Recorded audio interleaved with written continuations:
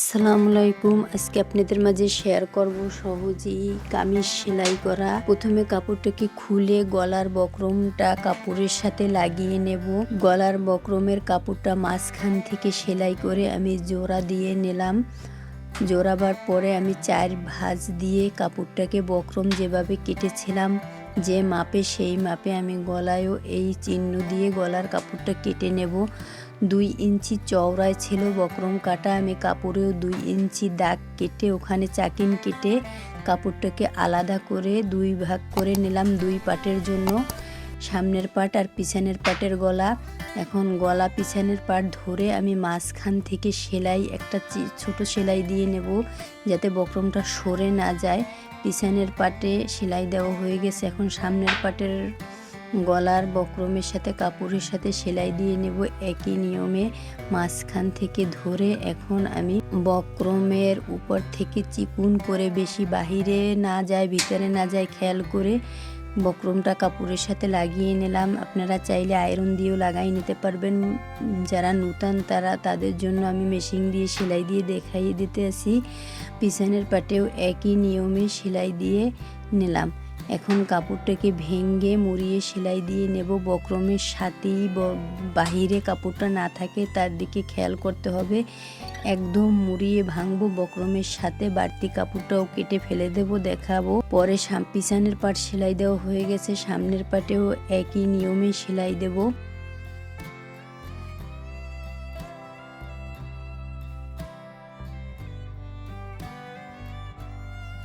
এখন ভিতরে যে বাড়তি কাপড়টা আছে সেই কাপড়টা কেটে ফেলে দেব।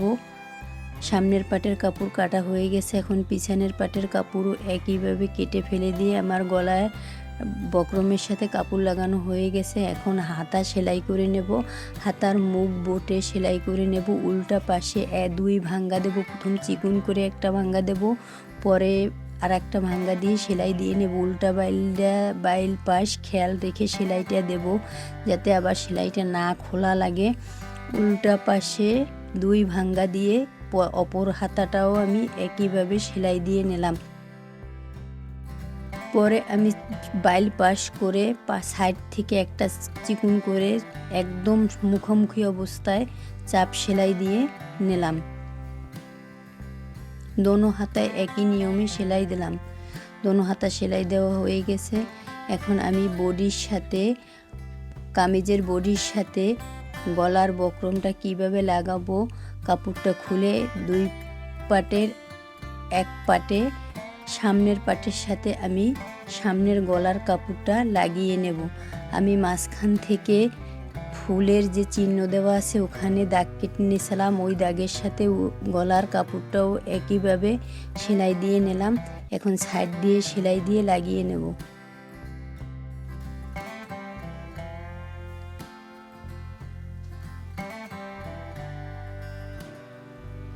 সামনের পাট সেলাই দেওয়া হয়ে গেছে, এখন কাপড়টাকে কাটবো।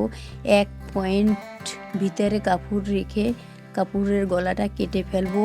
বেশিও থাকবে না কমও থাকবে না। আমি একটু চাকিন কেটে নিলাম ফিনিশিং সেলাইটা যাতে ভালো হয়, তার কারণে হাত দিয়ে একটু কাপড়টাকে ঠিক করে নিলাম।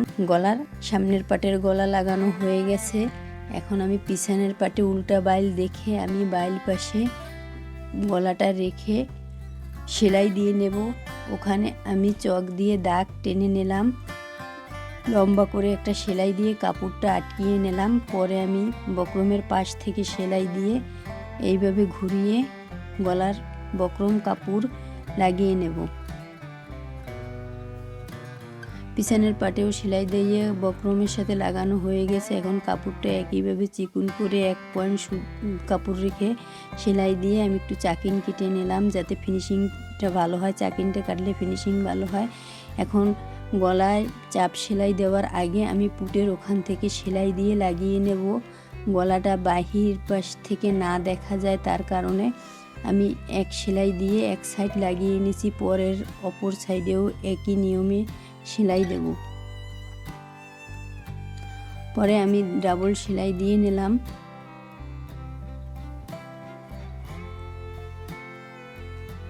এখন গলার কাপড়টাকে উল্টা পাশ থেকে বাইল পাশ করে একটা চিকুন সেলাই দেব। খেয়াল করে কাপড়টা নিচের কাপড় উপরের কাপড় টান না খায় একদম খেয়াল করে সেলাইটা দিয়ে চাপ সেলাইটা দিয়ে নেব যাতে কুচকানো না পড়ে।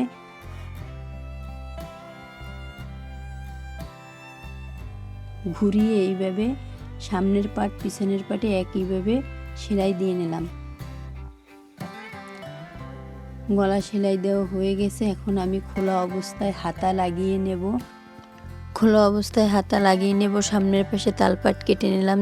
এখন বুটের ওখান থেকে ধরে বডির ওই পর্যন্ত টেনে এনে আমি হাতাটাকে এক সেলাই দিয়ে নেব। খেয়াল রাখতে হবে কোনো কাপড় টান রাখা যাবে না, নিচের পাট উপরের পাট খেয়াল করে লাগাতে হবে। আমি পরে ডাবল সেলাই দিয়ে নিলাম। এক হাতা সেলাই দেওয়া শেষ পর্যায়ে পরের অপর সাইডের হাতাটাও আমি একই নিয়মে লাগিয়ে নেব। দেখেন কোনোখানে কোঁচকানো নাই।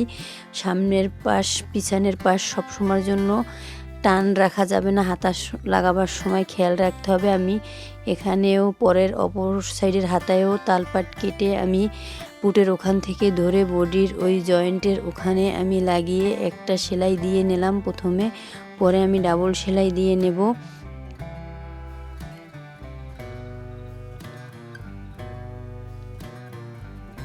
খুব সহজেই কিন্তু এই হাতা লাগানো যায়। অনেকেই বলে হাতা লাগাইতে বড় ছোট হয়ে যায়, তার কারণে আমি খোলা অবস্থায় হাতা লাগিয়ে নিলাম। দেখেন কত সুন্দরভাবে হাতা লাগানো হয়ে গেছে। এখন আমি যে জামার মাপ ছিল তার হাতার মুখের সাথে এই বডির হাতার মুখ মাপ দিয়ে একইভাবে আমি সেলাই টেনে মাজার ওখান থেকে নেমে হিপ পর্যন্ত এসেছি। ওখানে আমার চাকিন কাটা ছিল। এখন যে জামার মাপ আছে সে জামা ধরে আমি হিপের ওখান থেকে ঠিক আছে নাকি দেখে নিলাম। আমি পরে ঠিক আছে ডাবল সেলাই দিয়ে নিলাম। এক সাইডের মারা সেলাই দেওয়া হয়ে গেল। অপর সাইডের হাতার সাথে যে হাতাটা সেলাই হয়ে গেছে তার সাথে ধরে আমি দাগ কেটে সমান করে নিলাম যাতে দোনোটা হাতার মুখ একুরেট থাকে। এইভাবে আমি পরের সাইডও সেলাই দিয়ে মেরে নিলাম। পরে আমি ডাবল সেলাই দিয়ে নেব।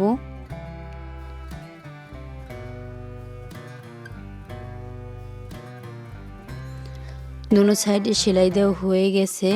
এবার সাইডে ফাড়ার সাইড সেলাই দিয়ে নেব। ওই সময়টা সাইডটা সেলাই দেওয়ার সময় খেয়াল করতে হবে। আমি নিচের জামার সাথে উপরের জামাটা মেপে দেখলাম একুরেট মাপ ঠিক আছে কিনা। সবসময় মাপটা ঠিক রাখতে হবে। সাইড ফাড়া সেলাই সময় আমি ডাবল ভাঁজ দিয়ে সেলাই দিয়ে মেরে নিলাম। সাইডের সেলাইটা সুন্দর হওয়ার জন্য একটু বেশি কাপড় ধরে সেলাই দিলে সাইডের সেলাইটা সুন্দর হয়, তার কারণে আমি একটু বেশি ধরে সেলাই দিয়ে নিছি। এক সাইড সেলাই দেওয়া হয়ে গেছে। অপর সাইডেও আমি ওখান থেকে হিপের ওখান থেকে ঘুরিয়ে সুই ভরে এইভাবে অপর পাশের সেলাইও দিয়ে নেব। একইভাবে ভাঁজ হবে, বড় ছোট না হয়। একদম আগলাভাবে সেলাইটা দিতে হবে যাতে কাপড় বড় ছোট না থাকে। এবার আমি সাইডে চাপ সেলাই দিয়ে নিলাম। সাইডের সেলাইটা ফিনিশিংটা সুন্দর হইলে ভালো দেখা যায়, তাই আমি ফিনিশিং সাইডও দিয়ে নিচ্ছি। ফিনিশিং সাইডে সেলাই দেওয়া হয়ে গেছে। আমি পরের ফাড়ায়ও একইভাবে চিকুন করে ডাবল চিকুন ভাঁজ দিয়ে সেলাই দিয়ে আমি হিপের ওখানে উঠে আসে আমি সুই ভরে পরের সাইডে এই নিয়মে চলে আসলাম। চিকুন করে ডাবল ভাঁজ দিয়ে সেলাই দিয়ে নেমে নেব। আমি পিছনের এক পাটের যে পাটের সেলাই দেওয়া হয়ে গেছে এই পাটের সাথে সামনের পাটটা মিলিয়ে দেখবো যে ঘেরটা ঠিক আছে নাকি। ঘের যতটুকু আসবে সেখানে আমি চক দিয়ে দাগ কেটে দোনো পাটের ঘের সমান করে সেলাই দিয়ে নিলাম। এখন চাপ সেলাই দিয়ে নেব। আমার এক সাইডে সেলাই দেওয়া হয়ে গেছে, আমি অপর সাইডেও চাপ সেলাই দিয়ে নেমে আসব। পরে আমি চাইরো ফাড়ার দুই পাশের ফাড়ায় চার পাটের কাপড়টা মিলিয়ে দেখব বড় ছোট আছে নাকি। যদি একটু বড় ছোট হয়ে থাকে তাহলে আমি কেচি দিয়ে কেটে সমান করে নেব। নূতনদের জন্য একটু বড় ছোট হতে পারে। এবার যেতটুক বড় ছিল আমি কেটে নিয়ে চিকুন করে ধরে আমি ঘেরটাও এভাবে সেলাই দিয়ে নেব। এক সাইডের ঘের সেলাই দেওয়া হয়ে গেছে, আমি অপর সাইডের ঘেরও একইভাবে সেলাই দিয়ে নেব চিকুন করে ধরে।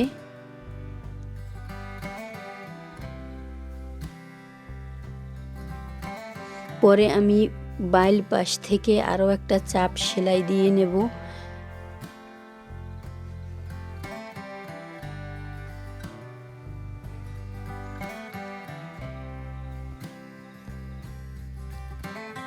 এক পাশের ঘের সেলাই দেওয়া হয়ে গেছে, পরের সাইডেও আমি পরের ঘেরেও একইভাবে সেলাই দিয়ে নিলাম। আমার জামার ঘের ও সাইড সম্পূর্ণ সেলাই শেষ হয়ে গেছে। আমি গলাটা সেলাই করে নেব। সুই দিয়ে ছোট ছোট করে ফোড় দিয়ে উঠিয়ে আমি গলাটা সেলাই করে নিলাম। আমার ভিডিওটা যদি আপনাদের ভালো লেগে থাকে তাহলে লাইক কমেন্ট শেয়ার করবেন, সাবস্ক্রাইব করে আমার পাশে থাকবেন। আজকে এই পর্যন্তই, আল্লাহ হাফেজ।